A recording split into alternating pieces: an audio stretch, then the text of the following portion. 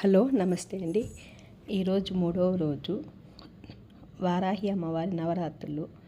నేను 3 రోజులు చేసుకోలేకపోయినా కనీసం ఈరోజు చేసుకోవాలని సంకల్పించుకున్నాను. ఉదయం లేచి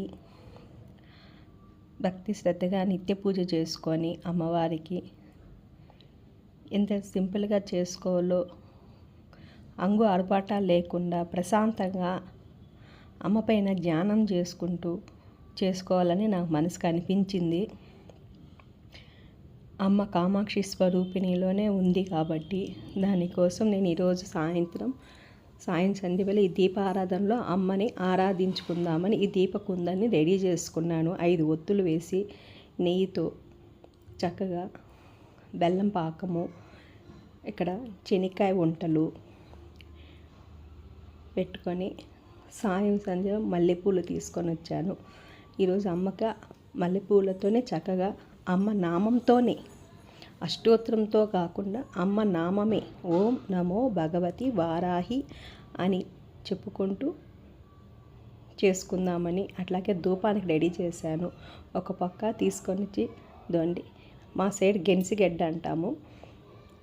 ఒకటి అమ్మకి ఉడకబెట్టి పక్కన బాయిల్ అవుతుంది. ఇంకా అన్నీ చేసుకొని పూజ అంతా అయ్యాక నేను వీడియో తీశానండి.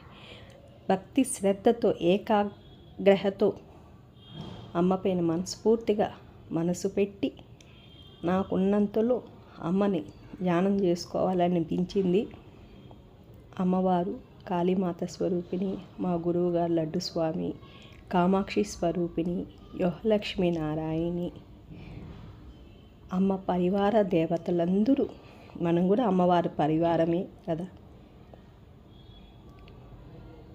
పూజ అంతా అయ్యాక తీసిన ఒక క్లిప్ అండి ఇది నేను చేసుకున్న 3వ రోజు అమ్మవారి వారాహి అమ్మకి మనస్ఫూర్తిగా ప్రశాంతంగా అంగు అరపాట లేకుండా పూజ చేసుకొని బయటకు వచ్చాను.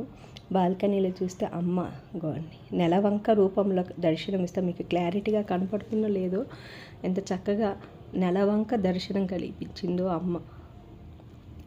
శిరస్సు పైన అమ్మకు శిరస్సు పైన ఉండే నెలవంక దర్శనం. ఇటు సైడు స్వామివారు నామాలు కొండపైన మీకు క్లారిటీగా కనపడుతున్నాయో లేవో ఒకసారి చూడండి. ఆ బిల్డింగ్, ఆ ట్యాంక్, అపార్ట్మెంట్ ట్యాంక్కి పక్కన స్వామివారి నామాలు అండేవి. తిరుమలలో స్వామివారి నామాలు గాలి గోపురం అంటాం మేము. చేసుకొని అమ్మ దర్శనం చేసుకున్నాను బయట వచ్చి.